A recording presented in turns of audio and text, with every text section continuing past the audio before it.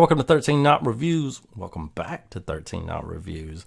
I haven't done a review in a long time. I said I was going to retire from this, but here we are. What are you going to do? Today we'll be reviewing Screwdriver, a 2020 horror film, y'all. Hour and 10 minutes long, directed by Chuck CONRY, starring Ethan Bowden, Chuck CONRY, Misty Copeland, BJ Floyd, Blaine Gillum, Kane Gillum, Landon Gillum. It's a family thing. Ryan Grooms, myself. Matt Morrison, Tyler Thorne, Anna Whitted. I don't know how to pronounce your last name. I apologize about that. This movie was done on a $200 budget. I don't know how he does it, but he does it. I was really impressed with the DVD cover. I was really impressed with the yellow cases. It's always cool when you're doing something different. This is a Grundy Nation film. This is Chuck CONRY's third film, I believe. Morbid, Door One of the Five Doors to Hell, and Screwdriver. This is the more of a trauma-esque movie. It's a slasher horror comedy. Things I liked about this movie, I'm gonna go ahead and say that Ryan Grooms killed it in this movie. I thought this is his best character yet. He plays okay, let's just do the synopsis. Why don't we do that first? After a new parts store opens in town that sends him out of business, the former town handyman takes revenge on the new owner's son and all of his out-of-town friends. All right, Ryan Grooms plays the handyman. And basically you got all these people come to this house. They go in and they have little spats here and there, arguments, whatever. Somebody end up going outside for something and they end up getting killed by this handyman. I'm trying not to spoil this for you because I want y'all to see this movie, all right? On a $200 budget, I don't see how you can do any better than this. Anyway, it kind of reminds me a lot of Intruder. When you got the grocery store and this one you got a hardware store or whatever. Even though you're not in the hardware store, you're in the house. But you get the kind of the resemblance to the films. And I know Intruder is one of Chuck's favorite films, so that might have something to do with the way this went. I don't know. It kind of reminds me of it just because of the grocery store, hardware store. I don't know if much else reminds me of it, but there's that. Ethan's... Now, I'm going to go ahead and say this. This movie was done on improv mostly. Not really script written, but improv. You might have got where the story was going, but all of the dialogue was mostly improv. Which is not a bad thing at times, I guess. I'm more of a script person. I like a script, but a lot of these people are not professional actors. And when you're dealing with friends, it's better a lot of times to, you can still have the script, but you can have them just say it in a way that makes them feel comfortable and more natural. But if sometimes, that's the way I like to do it anyway. And I know Chuck does that a lot as well. I've worked with him before. But on this one, I don't think there was much of a script. I think it was mostly improv most of the way through it. And I thought everybody did a very good job. It's a very funny film. Anything with this low a budget and got messages coming. Anything this low a budget and made me laugh, that's pretty good because I know $1 million budget films that I don't think is funny at all. So this one made me laugh. I loved Ethan's back and forth with Chuck CONRY. Was very funny. A lot of them had some cool back and forths. A lot of these characters are funny, like Giovanni, Sierra, Lionel. I love the names: Chevy, Darnell, Lamont, Barnabas, Cagney. I'm old man Cagney, y'all. I'm not that old. Come on, Chuck. Duckworth, which is Matt Morrison. He has showed up for Morbid, Door One, and I believe, and Screwdriver. I think he's been in all three films. Tyler Thorne, Octavius. He plays Octavius. Ethan Bowden's character, I think I was a little disappointed that Ethan's character, which y'all know Ethan, everybody always talks about him in all the films, Door One and Chicken's Blood. He has very memorable scenes.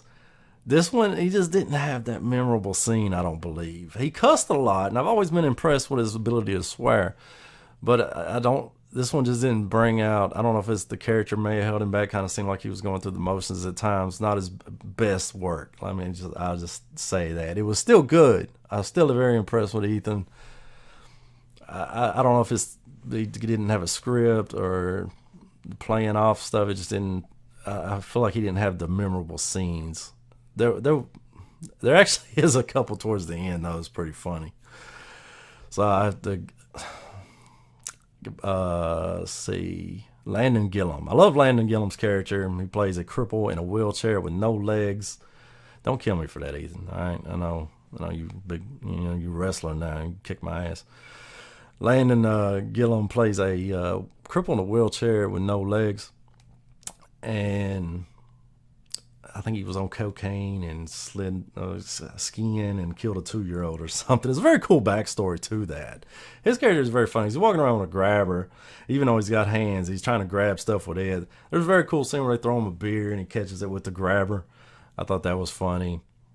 There's actually a couple scenes like that in here. Some very cool camera shots in this film. And there's some very giallo looking shots in it too. I thought it was really good. Some real close-up shots that Chuck and them did. So overall, the camera work was good.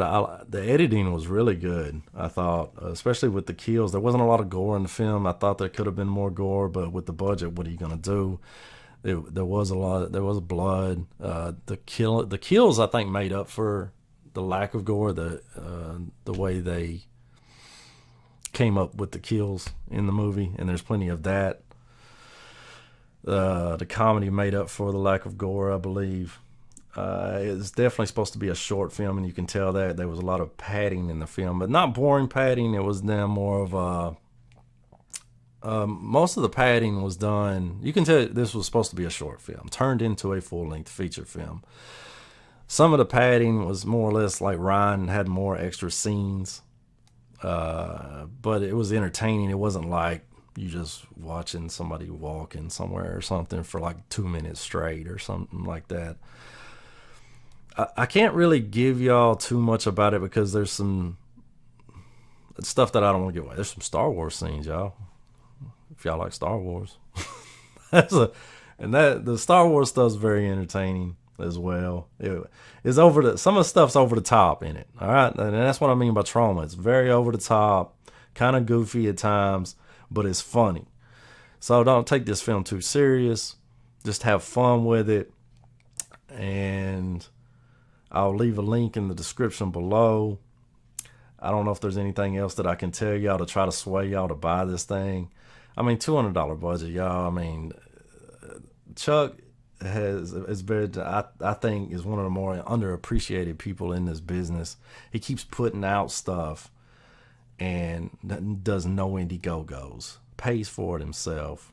And I mean, he has a couple of producers throw a little bit of money here and there, but $200, man, that's nothing to make a film.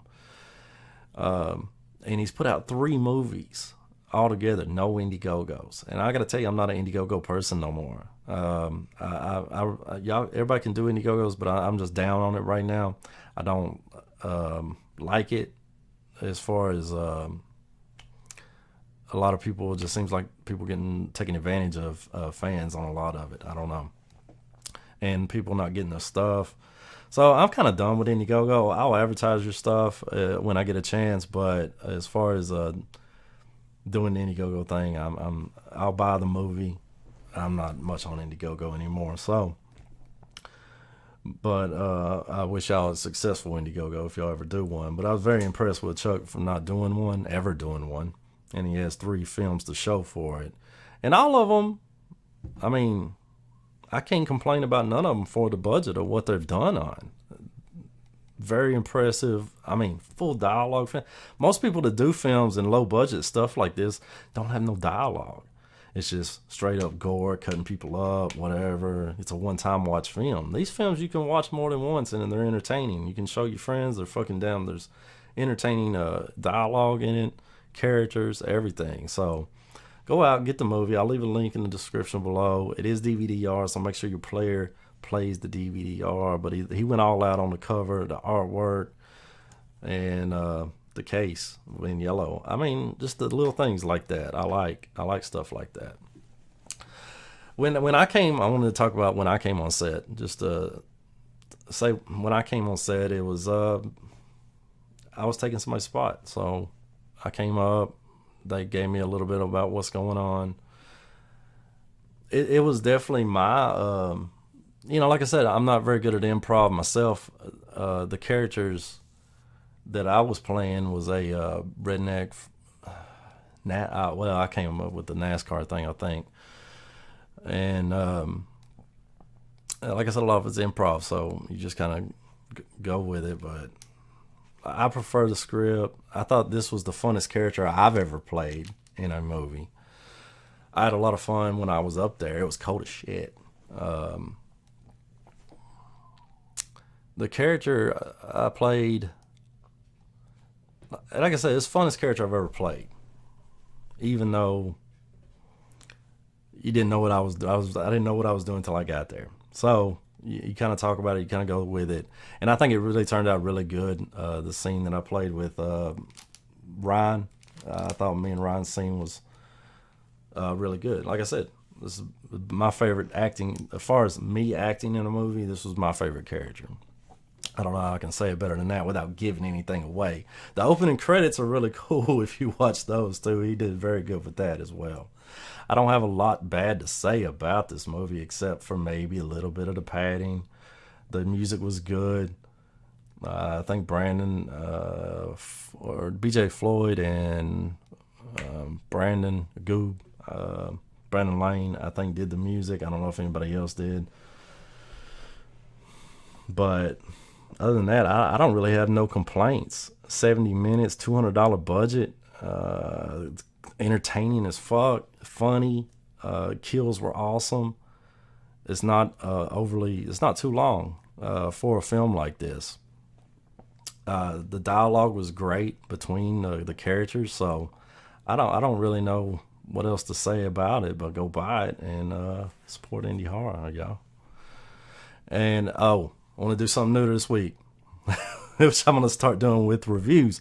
Opposite of what I do with the drunk buys. On drunk buys, I take a whiskey or a bourbon and try to match it to a movie. We're going to do the opposite on this one, and we're going to match a alcohol beverage to this movie. And of course, what we're going to come up with, I'm gonna go with the beer first on this movie, to what alcoholic beverage to watch with this movie, and it is going to be Natural Light, of course. Natty Light to the locals. Of course, everybody might call it Natty Light. I don't know. I know around here we do. But if we're gonna do a bourbon, we're gonna go straight Tennessee with this one. Budget. This is a budget movie. We're going budget bourbon, budget whiskey, and we're gonna go with George Dickel. This is the perfect whiskey to watch with Screwdriver. All right. This used to be my go-to, by the way. This used to be my go-to whiskey. It's not as much anymore, but it's still. If you ain't tried it yet, watch it with this. You'll have a good time. All right. Appreciate y'all hanging with me. Y'all come back and hang again sometime.